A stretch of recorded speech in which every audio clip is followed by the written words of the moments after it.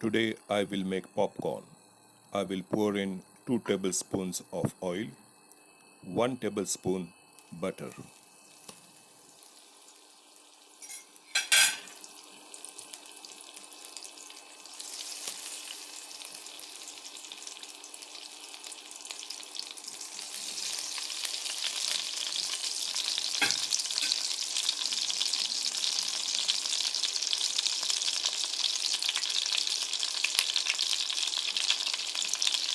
I would like to make it little spicy.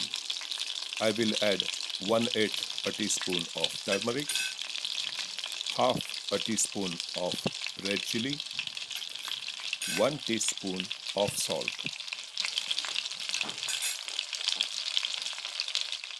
Now I will mix it. When I will see the smoke coming out of the oil, I will add a quarter cup grains of corn.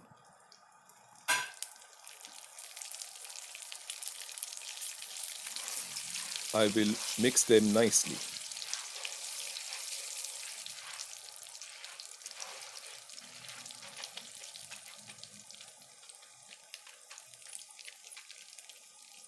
I need to cover the pot now, but I will keep it open for you to see.